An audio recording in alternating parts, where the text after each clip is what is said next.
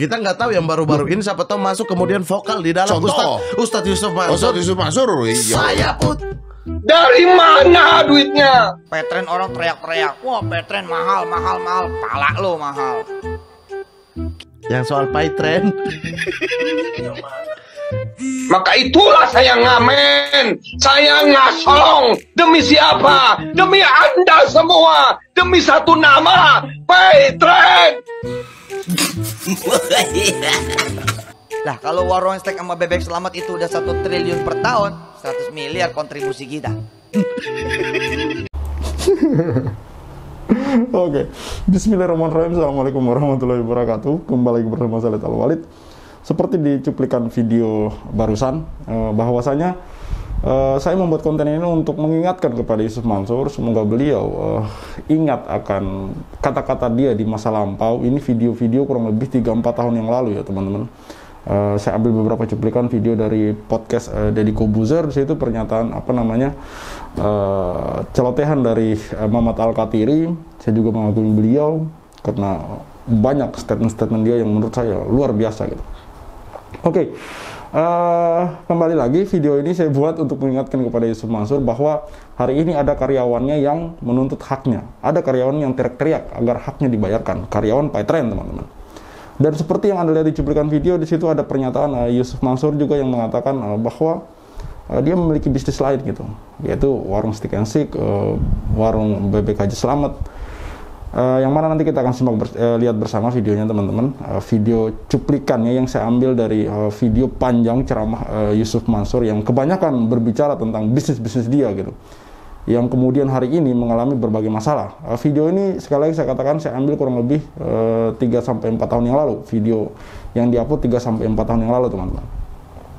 Dan di sini saya ingin mengatakan dengan tegas bahwa pandangan saya bahwa tidak ada alasan bagi Pytren ataupun Yusuf Mansur untuk mengatakan bahwa tidak punya duit untuk menyelesaikan hak-hak para karyawan ini, untuk menyelesaikan gaji-gaji dari para karyawan ini yang belum dibayarkan, yang merupakan ini adalah kewajiban Pytren dan kewajiban Yusuf Mansur secara tidak langsung teman-teman, karena dia bertanggung jawab untuk Pytren teman-teman, yang dulu sering teriak-teriak tentang Pytren segala macam. Lalu kemana hari ini ketika kemudian Pytren ini mengalami masalah? Lalu kemana dia hari ini ketika karyawan-karyawan Pytren kemudian bersuara menuntut hak mereka gitu? Sementara di sisi lain dia mengumbar-ngumbar tentang bisnis-bisnis dia yang bagi saya itu sangat cuan sekali. Ratusan juta bahkan sampai miliaran, bahkan dia berani berbicara triliunan teman-teman. Untuk bisnis-bisnis dia seperti warung Stick and Shake dan warung bebek Haji Selamat teman-teman. Ini sangat luar biasa ya ketika ada orang-orang yang seperti ini lalu kemudian kita diamkan. Oke teman-teman, kita simak videonya. Ini saya ambil video singkat saja. Sebenarnya durasinya ini 1 jam lebih. Orang pada bingung tuh sama saya. Ustadz kalau ngomong bayar pajak di atas 100 miliar, di atas 100 miliar. Paling dikit-dikitnya 50 miliar. Beneran tuh? Lah, emang apa nggak beneran? Orang kan kita punya bebek selamat. Kita punya warung Steak and Shake. Warung Steak and Shake itu pajak daerahnya Pak 10% Pak. Langsung potong itu. Nggak ada cerita nggak potong, langsung potong. Lah kalau warung steak sama bebek selamat itu udah 1 triliun per tahun, 100 miliar kontribusi kita.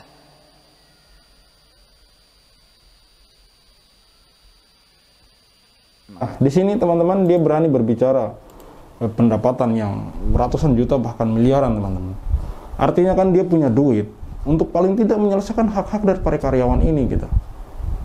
Yang jelas-jelas mereka ini menuntut haknya, dan yang jelas-jelas Yusuf Mansur pihak Pytren sudah mengakui itu melalui dimediasi oleh Disnaker, melalui kuasa hukum dari para mantan karyawan Pytren ini yaitu Pak Zaini Mustafa.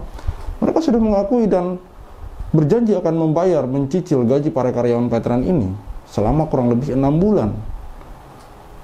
Dengan jumlah total kalau tidak salah itu 450 sampai 500 juta teman-teman. Dan parahnya mereka hanya membayar sekali pembayaran kan. Dari pembicaraan kesepakatan mereka itu mereka akan mulai membayar itu bulan Februari 2023, bulan Februari lalu ini ya teman-teman. Dan iya benar mereka membayar. Tapi baru sekali pembayaran teman-teman. Setelah itu kemudian bulan-bulan berikutnya sampai hari ini tidak ada lagi kelanjutan dari pembayaran cicilan itu. Artinya ini kan sebuah ingkar janji teman-teman. Sebuah dusta lagi, sebuah kebohongan baru lagi. Mereka tidak menepati janjinya lagi teman-teman. Oke, kita lanjut, kita akan mendengar pernyataan Yusuf Mansur di waktu lalu yang begitu pedenya mempresentasikan PayTrend, menceritakan PayTrend gitu. Yang hari ini dia kemana gitu, ketika masalah ini kemudian bermunculan, ketika kemudian orang-orang memprotes, mengkritik, kenapa hak saya tidak diberikan oleh PayTrend gitu, ketika saya sudah bekerja di PayTrend. Dengan kata-kata Yusuf Mansur yang begitu heboh. Mari kita lihat teman-teman. Belum PayTrend. PayTrend orang teriak-teriak, wah PayTrend mahal, pala lo mahal. Kita ini perusahaan bener, perusahaan yang di dalamnya ada pajak. Anda harus bahagia kalau bertransaksi pakai PayTrend. Kenapa? Karena Anda lah yang bayar listrik di seluruh Indonesia. Dengan Anda bayar listrik pakai PayTrend. Loh, kok bisa? Karena kita taat pajak. Nggak ada urusan saya nggak ada bayar pajak. Dia mengaku dia taat pajak. Lalu bagaimana dengan para karyawan yang tidak dibayarkan teman-teman? Bagaimana nasib mereka gitu? Di sini dia sampai dia mengatakan pala lu gitu. Sangat-sangat ini sekali ya. Sangat-sangat dominan sekali gitu loh. Dan sangat-sangat bagi saya sangat-sangat mengintervensi sekali ya. Menurut pandangan saya dari apa yang dikatakan oleh Yusuf Mansur dengan ekspresi dan nada bicaranya seolah-olah kayak tidak boleh ada yang mengkritik PayTrend ini. Baik, saya akan membacakan beberapa judul dari portal berita di tahun 2022 teman-teman. Dari CNBC Indonesia, heboh Yusuf Mansur diadukan karyawan PayTrend ke Disnaker. Terus dari Epos Plus, Yusuf Mansur janji bayar tunggakan gaji karyawan PayTrend. Tapi saya bacakan judulnya, nanti teman-teman silakan searching aja di Google dengan kata kunci karyawan PayTrend, pasti muncul teman-teman. Di sini lagi dari CNN Indonesia, Yusuf Mansur diadukan karyawan PayTrend ke Disnaker. Terus terakhir dari CNN lagi, ex karyawan ogah terima tawaran Yusuf Mansur cicil gaji Rp 451 juta. Ini berita tanggal 3 Juli 2022, walaupun kemudian akhirnya mereka bersepakat ya karena mungkin sudah tidak ada pilihan lagi. Walaupun akhirnya kesepakatan itu kemudian ya dikhianati juga oleh pihak PayTrend, dalam hal ini ya PayTrend Yusuf Mansur teman-teman. Yang mana kenapa kemudian saya buat konten ini ya, inilah alasan saya kenapa dari kemarin-kemarin saya berkor-kor bahwa kalau memang mereka ini, Yusuf Mansur ini tidak punya etikat baik untuk menyelesaikan gaji atau hak-hak dari para karyawan ini, yang menurut saya, menurut kacamata awam saya melihat Yusuf Mansur bercerita tentang duit ratusan juta bahkan miliaran dan bahkan berani menyebut triliun. Mengapa gaji karyawan yang hanya 450 juta teman-teman? Cicilannya nunggak teman-teman. Itu sudah dicicil loh. Ini gaji karyawan yang harusnya sudah dibayarkan bertahun-tahun lalu. Tapi mantan karyawan PayTrend ini kemudian legowo, ya udah dicicil aja nggak apa-apa. Itu pun mereka cicil nunggak juga, nggak sesuai kesepakatan juga. Bagaimana ini? Sementara di sisi lain Yusuf Mansur bercerita tentang dia punya bisnis warung steak and shake. Dia punya bisnis The Obong and Ribs. Dia punya bisnis warung bebek Haji Slamet. Yang katanya itu bahkan bisa kalau misalkan penghasilannya mencapai 1 triliun per tahun, mereka akan bayar pajak 1 miliar. Triliun dan miliar teman-teman. Makanya saya suarakan ketika Yusuf Mansur sampai hari ini, jika Yusuf Mansur sampai hari ini memang tidak memiliki etiket baik untuk menyelesaikan masalah hak-hak para karyawan, bahkan member-member PayTrend seperti yang saya wawancara Ibu Tugi, kita boikot semua usahanya. Tentu ini hak kita dong teman-teman sebagai konsumen. Kita boikot usahanya, jangan makan di warung-warung mereka teman-teman. Karena entah apa lagi yang harus kita perbuat teman-teman. Memang agak sulit gitu. Saya baru kali ini kemudian mengkritik seorang tokoh yang sudah sampai 2 tahun itu tidak selesai masalahnya teman-teman. Baru kali ini. Biasanya ketika kasus itu sudah viral, kasus itu kemudian viral di upload di Twitter, di IG, di TikTok, kemudian masalahnya bisa selesai gitu. Pihak yang berwenang kemudian turun tangan untuk membantu, paling tidak menjadi mediator, mediasi. Di sini kami tidak menyerang pribadi dari Yusuf Mansur, tapi ada hak orang, ada orang yang kemudian muncul merasa haknya diganggu, merasa haknya diambil, merasa ada sesuatu yang dijanjikan lalu kemudian tidak ditunaikan teman-teman. Merasa dia sudah diiming-imingi sesuatu lalu kemudian hasilnya zong dan nol besar teman-teman. Bukan Yusuf Mansurnya yang kita kejar di sini, tapi ada hak-hak orang yang tersangkut pada dirinya. Contohnya saja banyak video-video lama dan video-video yang barusan saya perlihatkan adalah pernyataan-pernyataan Yusuf Mansur yang begitu pedenya, percaya dirinya, memproklamirkan bisnis yang bernama PayTrend di depan orang banyak. Lalu kemana dia hari ini gitu? Kemana dia hari ini? Apakah kemudian kita juga yang perlu disalahkan karena terlalu mengkritik dia? Sekali lagi saya katakan, kita tidak mengkritik pribadi dari Yusuf Mansur. Tidak pernah. Saya tidak pernah mengejek fisik beliau, tidak pernah. Tapi di setiap konten saya selalu menyertakan bahwa ada korban yang haknya belum ditunaikan. Ada korban yang merasa dirugikan. Sampai sejauh ini banyak dari para korban ini hanya ingin duduk bersama si Yusuf Mansur ini dan kemudian membicarakan sebenarnya ada apa ini, kenapa selama ini Yusuf Mansur beberapa tahun lalu ya ke tempat ini, ke tempat itu, memproklamirkan, mempromosikan, mempresentasikan seperti misalkan PayTrend dan Hotel City dan lain-lain, banyak kok video presentasinya, bukti-bukti video presentasinya. Dan kemudian orang-orang ini percaya, ikut ke dalam, bergabung ke dalam, menjadi member, menjadi karyawan, segala macam. Hingga pada akhirnya kemudian hari ini ditemui kenyataan bahwa kemudian mereka merasa dirugikan, mereka merasa haknya tidak diberikan. Apakah kita akan berdiam diri? Kemana Yusuf Mansur gitu loh? Kemana Yusuf Mansur? Tadi itu ada yang komen kan di Instagram saya tuh, tang gitu. Dia punya barang dagangan lain, terus dagang di dagangan saya dengan izin Allah Subhanahu Wa Taala, yang mana dagangannya sama. Tapi karena saya mah bakal jadi presiden Republik Indonesia, insya Allah ngomong aja dulu susah amat. Jadi nggak kesel, seneng-seneng aja. Cuman saya kasih tahu, kenapa harga kita itu normal. Kita nggak pakai bakar-bakar duit. Kita pajak juga kita bayar. Dan kalau pajak bayar Pak, Anda harus senang. Kenapa? Barokah Pak.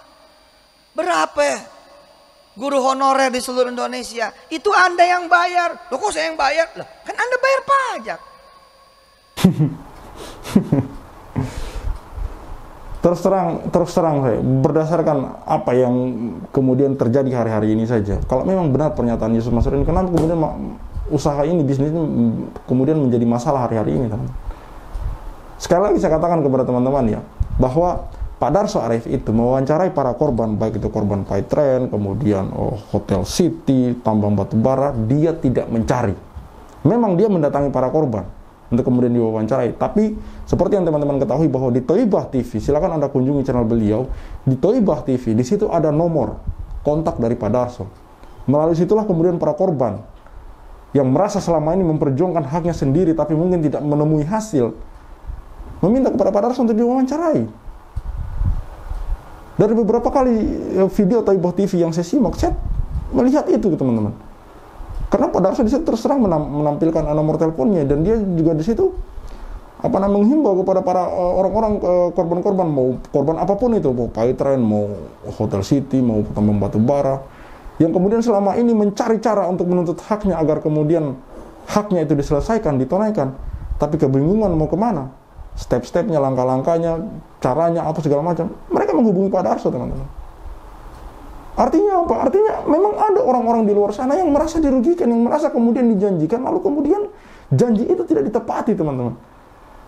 Teman-teman bisa lihat di sini 2 menit video presentasi dari Yusuf Mansur yang saya ambil. Bukan saya berniat untuk memotong-motong, tapi Anda mau nonton keseluruhan pun, mau 1 jam, mau 2 jam, sama. Saya ambil 2 menit karena tidak mungkin kita mau nonton semua gitu. Kalau teman-teman pengen nonton, silakan dicari sendiri. Presentasi PayTrend Yusuf Mansur, apalah, banyak kok di YouTube sudah beredar banyak. Mau nonton yang durasi pendek atau panjang sama saja. Intinya selama 1 jam, 2 jam itu yang diceritakan tentang bisnis, dihubung-hubungkan dengan cerita-cerita yang menurut saya cerita fiksi, cerita-cerita dongeng yang kita tidak tahu ini benar apa enggak, entah cerita masa kecil dia, entah cerita dengan si A, si B, yang kemudian dia menggiring itu ke bisnis dia. Besok saya akan tampilkan sebuah video di mana Yusuf Mansur menceritakan satu cerita yang kemudian dia itu mengarahkan ke bahwa kita jangan suka menyalahkan orang lain. Di sini saya lihat cerdasnya orang ini gitu. Dia membuat satu cerita, satu skenario cerita, yang mana cerita itu kemudian kesimpulannya kita jangan mudah menyalahkan orang lain. Iya memang betul, kita jangan mudah menyalahkan orang lain. Tapi di sini saya melihat Yusuf Mansur menggiring cerita itu seolah-olah membawa masalah dia, karena di ujung-ujung dia menyebut PyTrend segala macam bermasalah karena dikritik ini itu. Seperti itu teman-teman, dan selalu jangan sampai ini kemudian berulang lagi.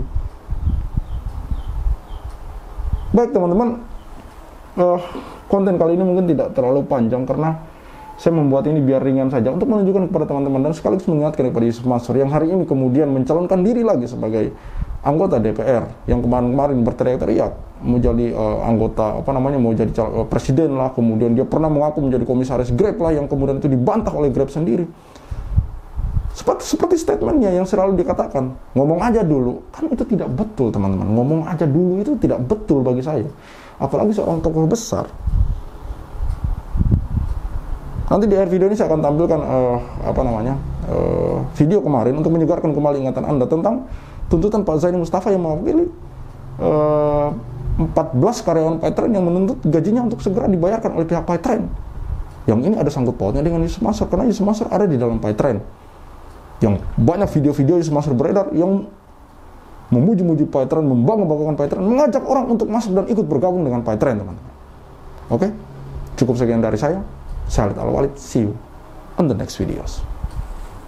Jadi harapannya apa nih, Kang? Harapan kami sebetulnya tidak bertele-tele dan tidak banyak juga. Hanya satu saja, harapan kami penuhi saja hak dan sudah selesai. Gitu ya? Ya. Oke.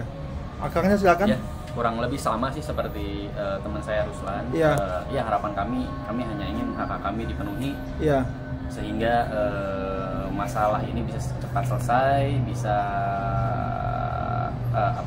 tidak berlarut-larut lagi seperti itu. Sebenarnya selain teman-teman yang 14 orang, yang lain juga gimana nasibnya?